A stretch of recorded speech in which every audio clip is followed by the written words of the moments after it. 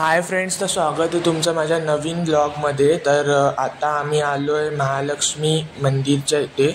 तर आता आम्ही महालक्ष्मी देवीचं दर्शन घेणार आहे।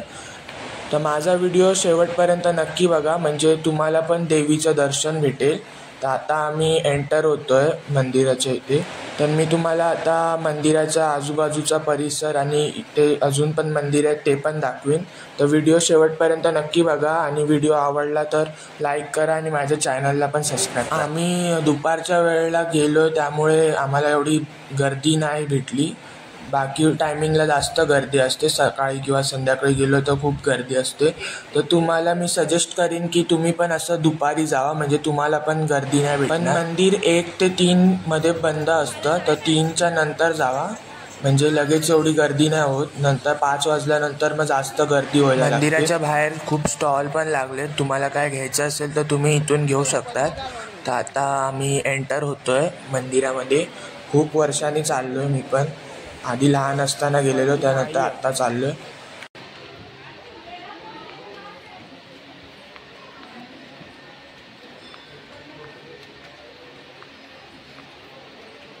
फायनली आता आम्ही मंदिराच्या आत आलो आहे आणि इकडे लाईन वगैरे नाही आहे जास्त।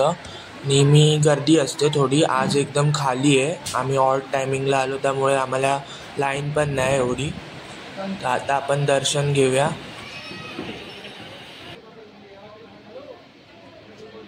आतमध्ये व्हिडिओ काढायला अलाउड नाही, म्हणून मी बाहेरूनच आता व्हिडिओ करतोय। पण इथून पण दर्शन भेटतंय। आमचं खूप छान असं दर्शन झालं आतमध्ये, तुम्ही पण इथून दर्शन घ्या। तर आता आमचं दर्शन घेऊन झालं आहे। आत तर व्हिडिओ काढायला अलाउड नव्हता, म्हणून मी बाहेरूनच व्हिडिओ केला। तर तुम्हाला पण चांगलं दर्शन भेटलं असेल देवीचं। आता आम्ही मंदिराच्या मागे जागा आहे तिकडे पण जाणार आहे। तिथे पण अजून मंदिर आहे आणि तिथून आधी समुद्र पण दिसायचा। तर आता बघूया तिथून समुद्र दिसतो की नाही दिसत, कारण कोस्टल रोड पण गेला आहे ना इथूनच। हा मंदिराचा परिसर आहे आणि आता इथून बॅक साईडने आम्ही खाली जायला शिड्या आहे, तर तिथून खाली जाणार आहे। तिकडे गणपतीचं मंदिर आणि हनुमानाचं मंदिर आहे, तर आपण तिकडे पण जाऊया। आता ऊन पण खूप आहे आणि पायाला चटके पण लागतात आहे। इकडे ऊन येत आहे त्यामुळे सगळं गरम झालं आहे। तर आता आपण लवकर खाली जाऊया। आणि ते बघा, तुम्हाला समोरच मंदिर दिसत असेल छोटं, तर ते गणपतीचं मंदिर आहे आणि त्याच्या पलीकडे हनुमानाचं मंदिर आहे।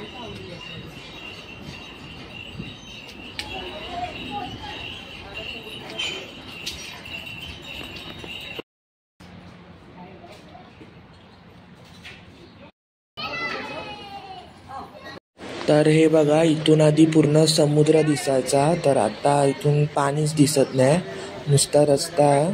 कोस्टल रोड गेला इकडून बाजूनी। तर इथे बघण्यासारखं आता काय नाही, तर आपण जाऊया आता वरती। खूप चटके पण लागतात, खाली ऊन पण भरपूर आहे।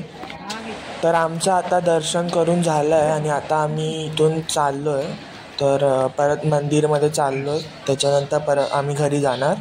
तर मी पण तुम्हाला एकदा इथे व्हिजिट करायला सजेस्ट करीन, कारण खूप चांगलं असं मंदिर आहे। जास्त गर्दी पण नसते एवढी, म्हणजे लाईन पण नाही, तुमचं लगेच दर्शन पण होतं।